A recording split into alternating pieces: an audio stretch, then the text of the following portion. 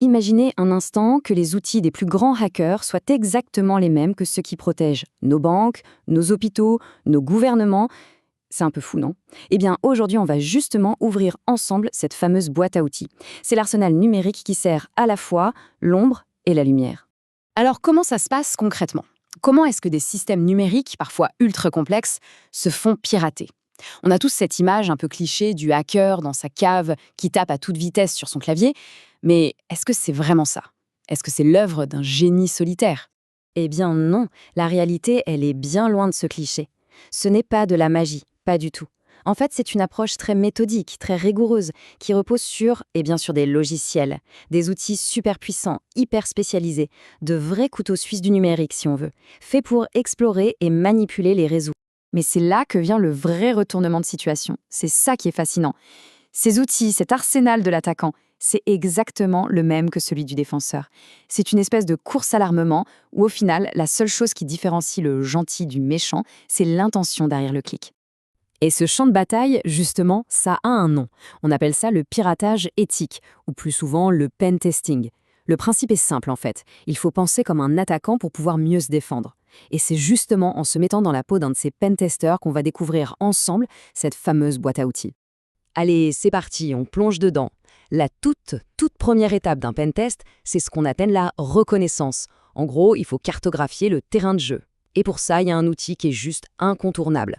Le roi dans ce domaine, Nmap. Pour bien comprendre, il faut s'imaginer Nmap comme une sorte de cartographe d'un territoire numérique inconnu. C'est logique, avant de faire quoi que ce soit attaquer ou défendre, il faut une carte, non? Mais Nmap, c'est ça. Il va dessiner la carte du réseau et répondre à des questions simples. Qui est là? Quelles machines sont connectées? Et quelles sont leurs portes d'entrée? Alors concrètement, comment il fonctionne, ce cartographe? En fait, c'est assez simple. Ça se passe en 3 temps. D'abord, Nmap va trouver toutes les machines qui sont vivantes, actives sur le réseau. Ensuite, pour chaque machine, il va chercher les portes d'entrée. En informatique, on appelle ça des ports. Pensez aux différentes portes d'un grand immeuble. Et enfin, troisième étape, il va essayer de voir ce qui se cache derrière chaque porte. Est-ce que c'est un site web, un service de mail, une base de données?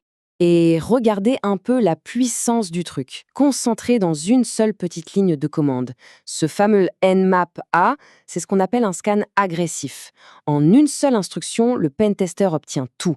La carte, bien sûr, mais aussi le type de système d'exploitation, la version des logiciels qui tournent, et il lance même des petits tests automatiques. C'est un gain de temps absolument énorme. Ok, donc là, on a notre carte. On sait où sont les portes. Maintenant, la prochaine étape, c'est de vérifier si ces portes sont bien verrouillées. Et pour faire ça, on passe à un autre outil tout aussi crucial, Nessus. Nessus, c'est un peu l'inspecteur des travaux finis du monde numérique. Son job, c'est de scanner un système et de comparer tout ce qu'il trouve à une base de données gigantesque. Plus de 130 000 faiblesses, des défauts de conception connus. C'est pour ça que plus de 30 000 organisations dans le monde l'utilisent. C'est une vraie référence. Et ce qui est intéressant avec Nessus, c'est qu'il peut travailler de 2 manières très différentes. Soit on lui donne les clés de la maison, en quelque sorte, c'est ce qu'on appelle un scan avec authentification. Là, il peut faire un audit super profond, de l'intérieur. Soit il reste dehors, comme un vrai attaquant, et il ne voit que ce qui est visible depuis l'extérieur. Forcément, les résultats ne sont pas les mêmes. Et à la fin, voilà ce que ça donne. Le plus important, c'est le rapport. Nessus ne vous balance pas juste une liste de problèmes. Non, il les classe par niveau de danger. Critique, haut, moyen. Et là, sur cet exemple, on voit bien, les 4 failles critiques, ce sont des autoroutes pour un attaquant. Ce sont les premières choses à corriger, et en urgence. Bon, récapitulons. On a la carte grâce à Nmap. On a la liste des points faibles grâce à Nessus. La suite logique, c'est de se demander, ok, mais est-ce que cette faille est vraiment exploitable? C'est bien de savoir qu'une serrure est vieille, mais peut-on vraiment l'ouvrir? C'est là qu'entrent en jeu les outils d'exploitation.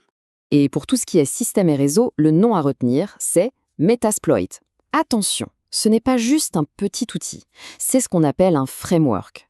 Imaginez une sorte d'atelier de serrurier géant.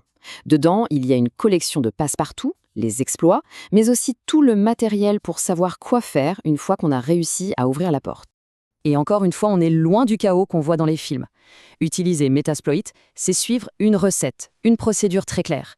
D'abord, on choisit le bon passe-partout, l'exploit qui correspond à la faille identifiée.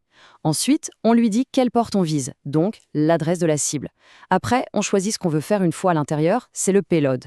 Le plus souvent, c'est prendre le contrôle de la machine. Et enfin, on lance. C'est presque chirurgical. Mais bon, les systèmes et les réseaux, ce n'est pas tout. Aujourd'hui, une énorme partie de notre vie numérique se passe sur des applications web, les sites de e-commerce, les banques en ligne, les réseaux sociaux. Et tout ça, ça a une logique complètement différente. Ça a ses propres faiblesses. Il faut donc un outil qui soit fait sur mesure pour ça. Et cet outil, c'est Burp Suite. Son principe de fonctionnement est à la fois simple et incroyablement puissant. En gros, Burp Suite se place entre le navigateur web et le serveur du site. Il intercepte tout ce qui passe. Et l'exemple qui est donné ici est juste parfait pour comprendre. Un pentester peut intercepter la requête d'un achat, trouver la ligne où il y a écrit prix égale 100, la remplacer par prix égale 1 et renvoyer la requête modifiée au serveur. C'est redoutable. Bon, jusqu'à maintenant, on a vraiment adopté le point de vue de l'attaquant ou du pentester, c'est la même chose. Mais maintenant, changeons de casquette. Passons du côté des défenseurs, ceux dont le boulot est de surveiller le réseau. Eux, comment est-ce qu'ils voient ce qui se passe? Pour ça, l'outil de référence absolu, c'est Wireshark. Et l'analogie du scanner à rayons X, elle est parfaite. Wireshark, il ne dit pas juste « tiens, il y a de la circulation sur le réseau ». Non, non. Il montre exactement ce qu'il y a dans chaque voiture, dans chaque paquet de données qui circule. Pour un analyste en sécurité, c'est l'outil ultime pour voir la vérité brute du réseau. Du coup, la question est évidente. À quoi ça ressemble une cyberattaque quand on la regarde avec ses lunettes à rayons X? Qu'est-ce qu'on voit vraiment passer sur les câbles du réseau au moment où ça arrive? Eh bien, avec Wireshark, tout devient clair. Un analyste peut voir littéralement un logiciel malveillant en train de communiquer avec son serveur, comme s'il téléphonait à la maison pour prendre ses ordres. On peut voir des données sensibles en train de fuiter du réseau, paquet par paquet. On peut voir le déluge de requêtes d'une attaque DDoS. C'est vraiment la boîte noire du réseau, l'outil indispensable pour comprendre ce qui s'est passé. Voilà, on a exploré quelques-uns des outils les plus importants de cet arsenal. Maintenant, il est temps de prendre un peu de hauteur et de voir comment toutes ces pièces du puzzle s'assemblent pour former la boîte à outils complète, à la fois pour le pentester et bien sûr pour le défenseur.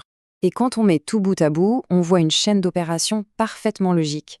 D'abord, on a Nmap, c'est la carte. Ensuite, Nessus, c'est l'inspecteur qui vient chercher les fissures dans les murs. Après, on a Metasploit et Burp Suite, les passe-partout pour tester ces fissures. Et pendant tout ce temps, on a Wireshark, le scanner à rayons X qui peut tout observer. C'est un ensemble cohérent où chaque outil a son rôle, un rôle précis et essentiel.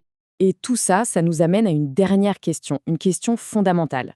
Tous ces outils, ils sont puissants, mais ils sont aussi accessibles à presque tout le monde.